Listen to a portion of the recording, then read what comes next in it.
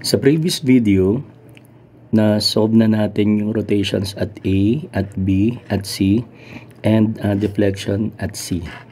Okay, so ito na ngayon yung ating elastic curve.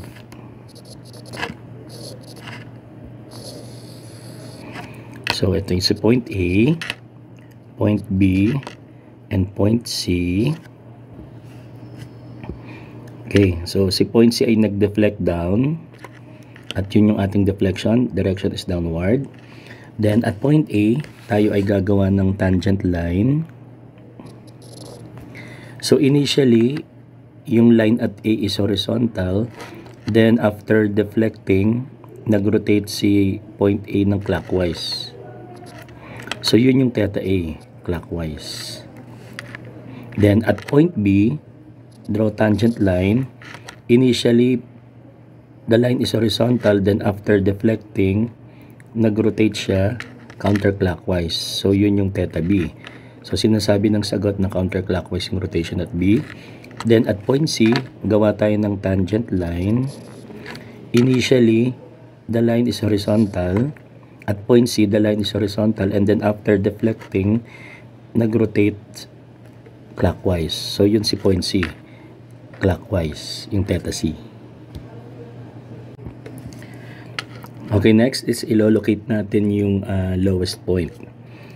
So at point A, the rotation is clockwise, so it is negative. At point C, the rotation is clockwise, negative. At point B, the rotation is counterclockwise, positive. So mapapansin natin dito na yung signs ng rotations at A ay negative, at C is negative, and at B positive. So nagkaroon ng change in sign sa pagitan ni C and B. So therefore, yung lowest point natin ay matatagpuan kung saan zero yung rotation. So ang zero rotation ay matatagpuan siya in between C, which is negative yung rotation, and B, which is positive.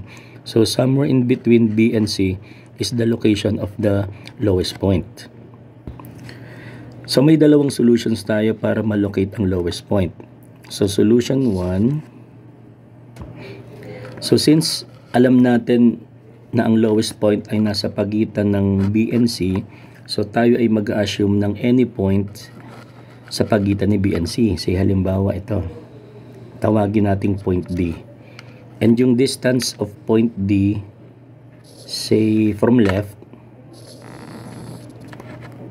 is tawagin nating X. Actually, mas madali kung ang gagawin nating reference for X is yung right, no, yung B. So mas magiging madali kung si X ay susukatin from B. Pero preferred natin na sukatin si X from left para ang dahilan is kasi sa double integration method, so ang reference for X is the left side. So para tumugma yung sagot natin using Titanic method, tumugma sa double integration method, syempre dapat same yung reference natin, left. So kaya left na lang ang gagamitin natin as reference. Since ang reaction at A is 37.5, then the moment at D is equal to, so we choose left na lang, although mas madali yung right. Pero since sabi nga natin ang reference sa double integration ay left, then left side na lang din ang gamitin natin. Okay, so moment at D, choosing left side, so the reaction at A is upward, so the moment is positive 37.5, the lever arm is X, then meron tayong loading 60 pababa, so negative 60, and the lever arm is X minus 3. So ito yung lever arm, X minus 3. Next, we cut at A, then we choose right. So the direction is A to D. So right. So itong A to D ay gagawin nating simple beam to solve for the parameter 6AB over L. So for concentrated load, so the load from A to D is 60 kN, which is concentrated. So formula for 6AB over L is PB over L L square minus B square. So the load P is 60. The distance B is, so since the distance from A to D is X, and sa kaliwa is 3, then sa kanan, C to D is X minus 3. So ito ngayon yung magiging B natin, yung X minus 3. So B is X minus 3, then over the length from A to D, the length is X, then times L is square minus B square. So yan na yung ating 6AB over L. And since yung direction natin is right, so we use the formula for theta right. So ito na yung formula for theta right, and theta is the theta at A, then equal to negative. The moment near is the moment at A, which is 0. The length L is the distance from A to D, so that is X, then over 3EI plus the moment far is the moment at D, and that is yung na-derive natin kanina, 37.5x minus 60 times x minus 3, and the length L is the distance from A to D, so that is X, then over 6EI, then plus 6AB over L is na-determine na natin kanina, 60 x minus 3 over x, x square minus x minus 3 square, then all over 6EI, then minus h over L. L is x.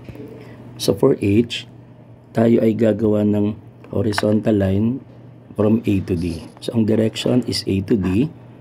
So horizontal line from point A towards D. Then from that horizontal line, we measure the vertical distance towards D. And since the direction of the vertical distance is downward, so h is negative, and that vertical distance is the deflection at D. And sa previous video, yung theta A is negative 243.75 over EI.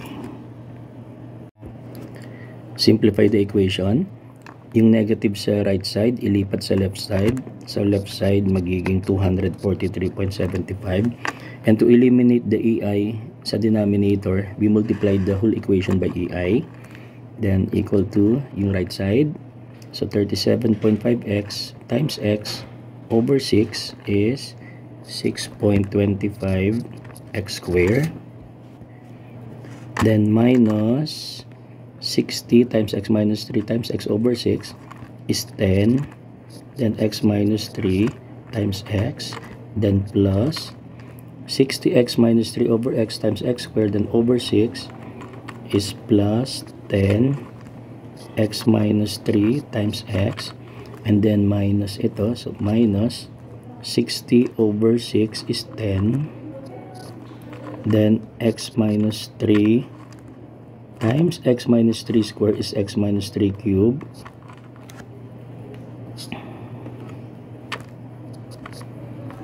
Then over x. And then minus negative is plus. Then minultiply natin by EI kanina, so magkakaroon ng EI dito. And then deflection D over x. Then cancel ito. Then multiply the whole equation by x to eliminate the denominator x. So magiging 243.75x, then equal to 6.25x cube, then minus 10 x minus 3 cube, then plus EI deflection D. So deflection D, so EI deflection D is equal to negative 6.25x cube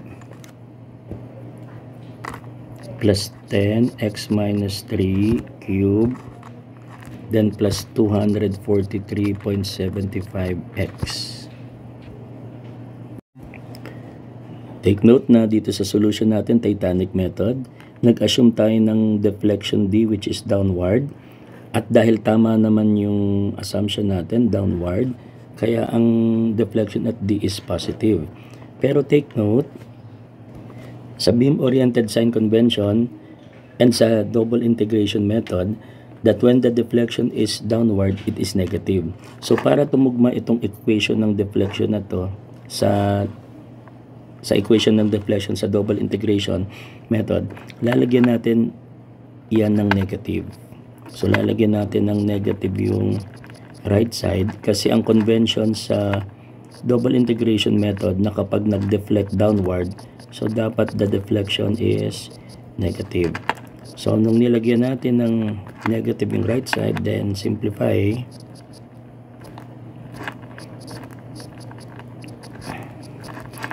Then eto na mismo yung equation ng elastic curve na kapareho ng result ng double integration method.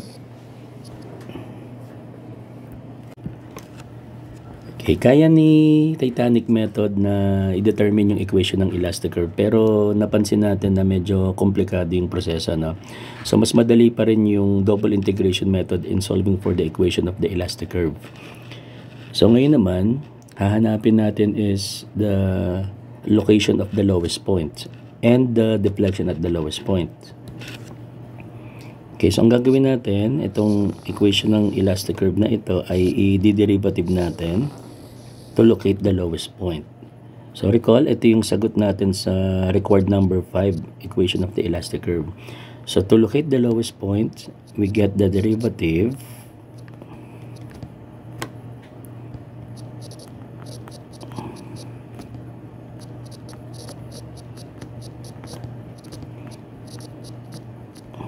and then equate the derivative to 0. So the value of x is 3.718255.807 meters. At ito na yung location ng lowest point. At yan naman yung sagot sa required number 3. Okay, next. To solve for the deflection at the lowest point, we substitute this value of x doon sa equation ng elastic curve. So that the deflection at the lowest point is equal to 6.25, then x is 3.71, then cube, then minus 10 times x is 3.71, then minus 3, then cube, then minus 243.75, x is 3.71.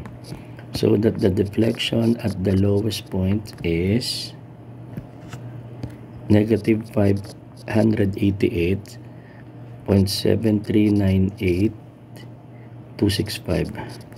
At itong deflection na to ay negative, ibig sabihin yan, beam-oriented sign convention tayo, the deflection is directed downward.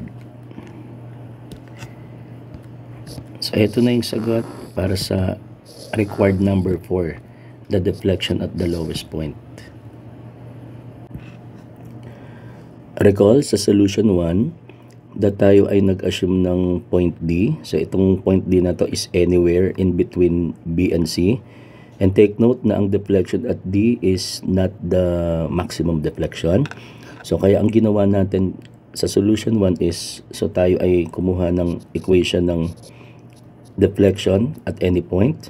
And then to maximize the deflection, we get the derivative. Then we equate to 0. Sa solution 2 naman, ilolocate natin yung mismong lowest point. So yung deflection dito is the maximum deflection or the deflection at the lowest point. Then distance from left is x LP. Then reaction at B is 22.5. Then take moment about the lowest point. So may options tayo. So ikat natin sa lowest point, pwedeng left or pwedeng right. Say right na lang tayo, mas madali kung right side, walang loading sa right side. So that the moment at the lowest point is equal to the reaction at B upward. So positive 22.5 times the lever arm 8 minus XLP.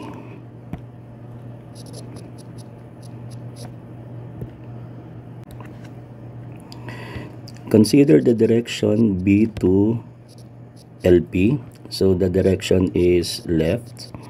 So tayo ay nag-cut sa B and then choose left. So B to LP. So ang direction is left. So applicable is formula for theta left. Okay, so yung theta is theta at B. Then equal to, yung moment near is the moment at B. And that is 0. Then the length is the distance from B to LP. That is 8 minus XLP. Then over 3EI. Then moment far is the moment at LP. And that is 22.5. 8 minus XLP. And the length is the distance from B to LP. So 8 minus XLP. Then over 6EI. Then plus, wala tayong load from B to LP. So walang load from B to LP. So that 6AA over L is 0. Then over 6EI. Then minus H over L. So L is 8 minus XLP. Then para sa H, gagawa tayo ng horizontal line from B to LP. So from point B, horizontal line towards LP, and then from that horizontal line we measure the vertical distance towards LP. So the direction of the distance is downward, so negative, and that distance is the deflection LP. Alam na natin that theta B is positive 206.25 over EI. Then simplify the equation. Multiply natin yung buong equation by EI to eliminate the denominator EI. So ang mangyayari, left side is 206.25, then equal to, so para sa right side, 22.5 divided by 6 is 3.75, then times 8 minus XLP square, then minus negative is plus, then EI, then deflection LP, then over 8 minus XLP. Then isolate EI deflection LP. So we obtain 206.25, 8 minus XLP, then minus 3.75, 8 minus XLP, then cube. So meron tayong equation 1. Para sa second equation, consider the direction LP to B. So the direction is right. So applicable is formula for theta right. Okay, so theta is the theta at the lowest point, then equal to negative. Moment near is the moment at the lowest point. So that is 22.5. 8 minus XLP, then L is the distance from LP to B, and that is 8 minus XLP, then over 3EI. Moment far is the moment at B, and that is 0. The length is the distance from L to B, LP to B, so 8 minus XLP, then over 6EI, then plus, wala tayong loading from LP to B. So walang load from LP to B. So that the parameter 6AB over L is 0. Over 6EI, then minus H over L. So L is 8 minus XLP. Then for H, gagawa tayo ng horizontal line from LP to B. So from LP, gawa ng horizontal line to B. Then measure the vertical distance to B. And the direction of the vertical distance is upward, so positive. And the vertical distance is equal to the deflection LP.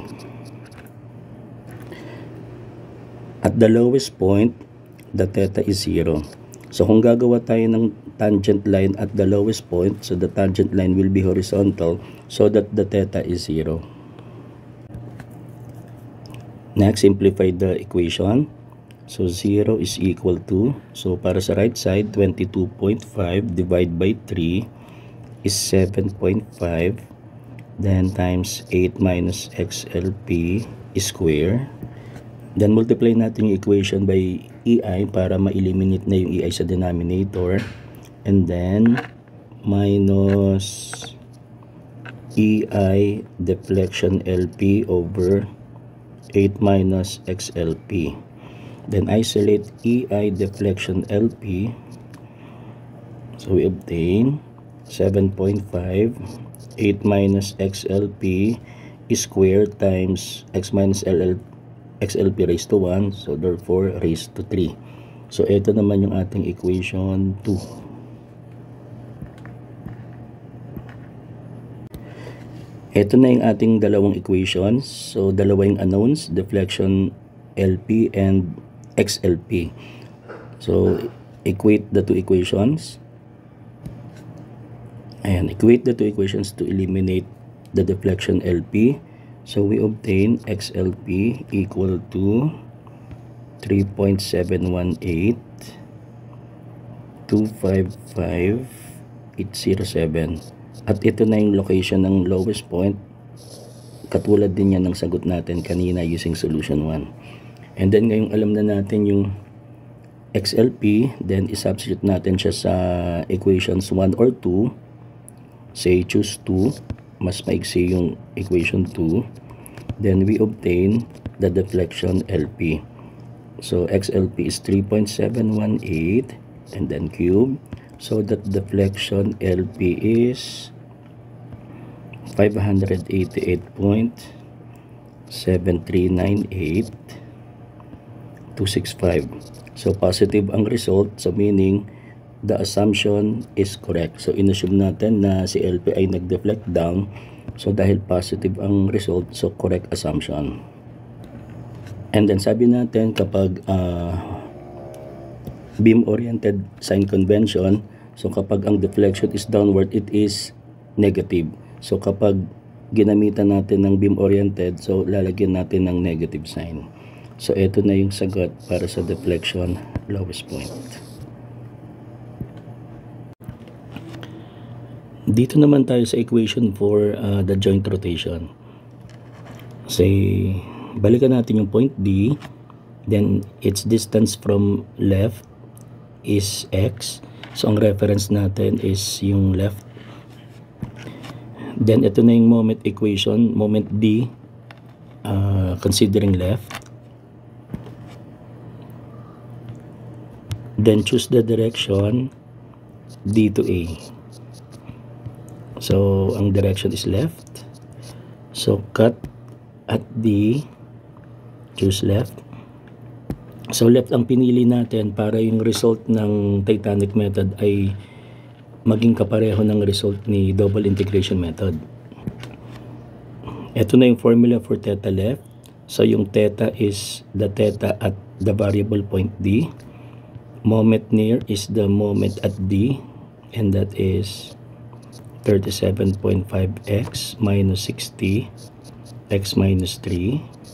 Then L is the distance from D to A, and that is x, then over 3EI plus moment far. Moment far is the moment at A, and that is 0.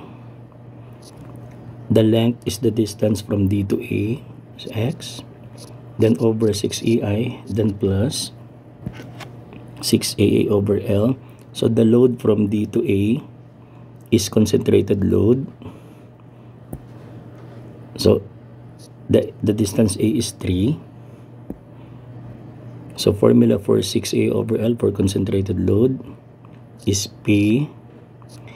A is 3, then over L, X, then L square minus A square, then all over 6EI, and then minus H over L.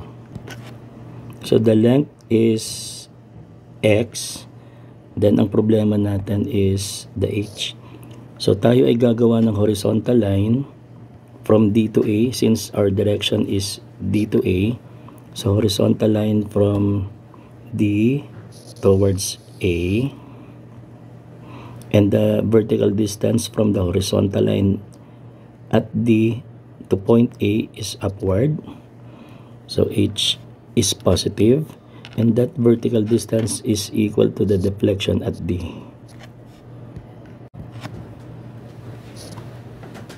So the length is X and H is positive since upward, then deflection D. Simplify na muna natin. So 37.5 over 3 is 12.5, then X square, then yung EI ilipat na natin sa left, then minus 60 over 3 is 20, then X minus 3 and then X, then plus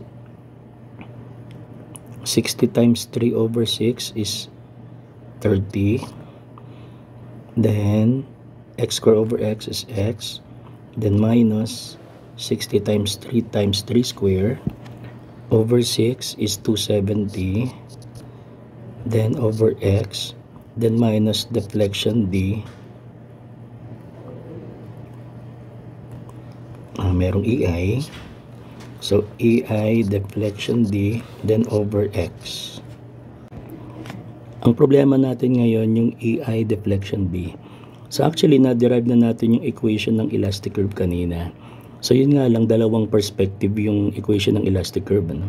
Yung isa is perspective ni Titanic method at yung ikalawa perspective ni double integration method. Ito yung equation ng elastic curve, yung una sa perspective ni Titanic method. Then kung naalala nyo, itong equation ng deflection ng elastic curve na nanggaling sa Titanic, nilagyan natin ng negative sign para maging equation ng elastic curve sa perspective naman ni double integration. Sa Titanic method kasi nag-assume tayo ng direction which is downward, at ang lumabas na result is positive, so meaning tama yung assumption, pababa. Pero sa double integration, ang pababa is negative. Kaya nga yung result ni Titanic ay nilagyan natin ng negative para maging equal sa elastic curve naman ni double integration method. So since Titanic method ang perspective natin para sa equation ng theta, so ang gagamitin nating equation ng elastic curve ay syempre yung perspective ni Titanic method, so which is ito. So ito yung isa-substitute natin dun sa EI deflection D. Okay, ito na nangyari. So nung sinubstitute na natin ito doon sa equation ng elastic curve, so ito na result. Then simplify.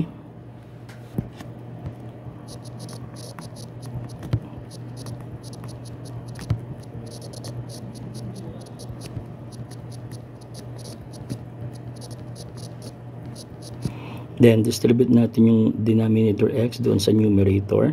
So minus negative is plus 6.25x square, then minus 10 x minus 3 cube over x, then minus 243.75.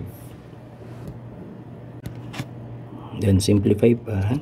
So 12.5x square plus 6.25x square is 18.75x square, then minus 20 x minus 3x plus 30x minus 270 over x minus itong cube ay gawin x minus 3 cube, so gawin natin ganito. So x minus 3 times x minus 3 is square, then over x, then minus 243.75. Then simplify pa.